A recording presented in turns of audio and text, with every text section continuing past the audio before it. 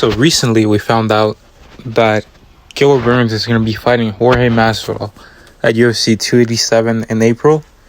And me personally, I thought that the UFC might try to make Belal Muhammad versus Gilbert Burns. But I also wanted the UFC to make Gilbert Burns versus Jorge Masvidal.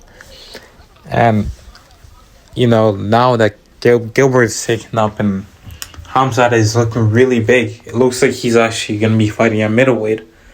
And Colby is nowhere to be seen. It seems like if Hamzat does come back down to welterweight, he's going to be fighting Colby, which would leave Belal Muhammad as the odd man out.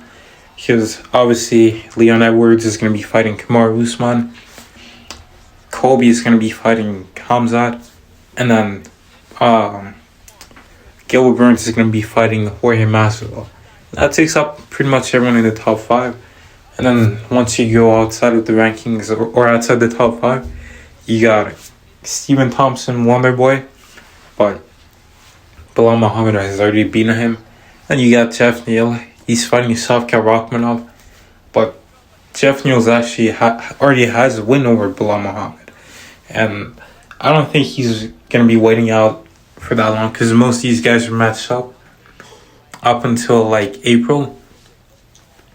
And then you go further down the rankings, number 8. I think it could be Sean Brady. I think number 9 is Jorge Masvidal. Or it could be Vicente Luque. The number 10 is either Masvidal or Luque. Number 11, I think, is Shavkat. 12 is Neil Magny, and so on. So, pretty much, he doesn't have a matchup for now, in my opinion. I don't think he's going to be getting that Hamzat or Colby fight. I think they're going to set those two up. Maybe for May, I think. But as for now, what Belal Muhammad should do, in my opinion, if I was Ali Abdelaziz, which I'm not, but if I was Ali Abdelaziz, I would be telling him, try to be the backup for Usman versus Edwards 3. Especially considering that Kamaru Usman has a hand injury.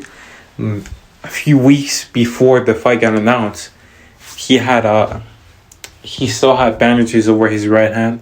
So it seems like he might be rushing a comeback. He might still be injured. So there's a good chance that he could pull out the fight. And I feel like the UFC won't just reschedule the event because they won't have a pay-per-view on standby. So I think, or a main event on standby. So I think they're going to keep Leon on the card. And now it can't be Masvidal. And Colby and Hamzat are probably going to fight each other. So Belal Muhammad should go to London on March 18th. He should be the backup for that fight. I mean, it makes all the sense in the world.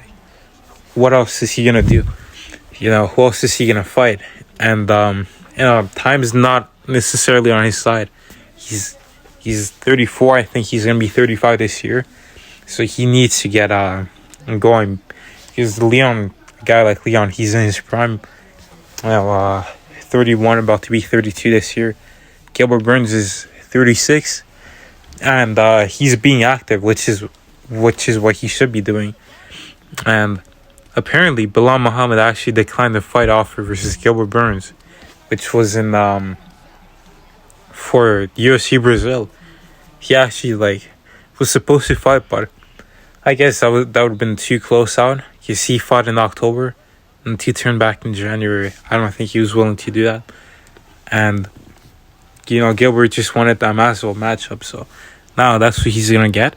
I wonder if the UFC offered Belal Muhammad Gilbert for that April card, because it would make sense because he's ranked higher than Gilbert and Masvidal by quite a bit, but that fight didn't get made, and I don't know why Belal Muhammad would turn that down.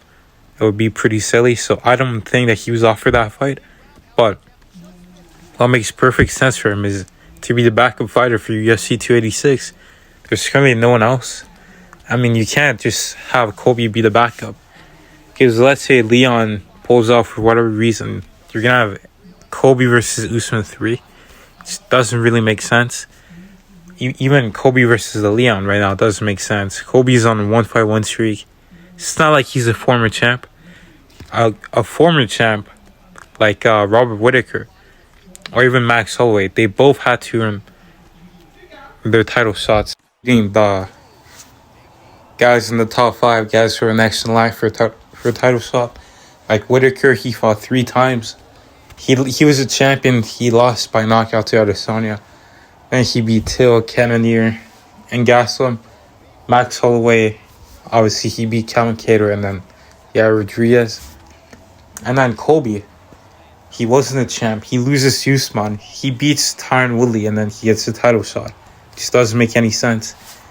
And then, he loses to Usman again. And then he beats Masvidal and he thinks he's going to get a title shot now.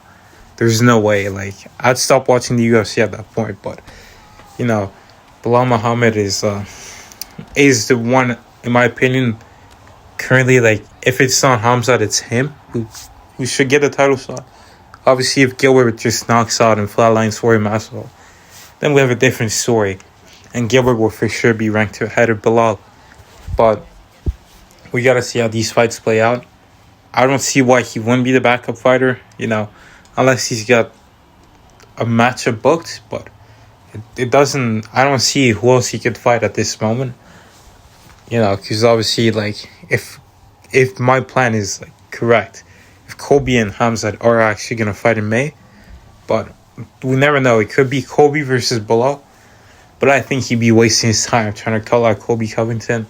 He should be trying to get the backup fighter spot, because usually when you're the guy that weighs in and you're the backup, the UFC is going to do you a favor, give you a title shot, just like they did at UFC 280 when Alexander Volkanovski weighed in as the alternate for Oliveira versus Makhachev. He's getting a title shot. So Belal Muhammad should try to do the same.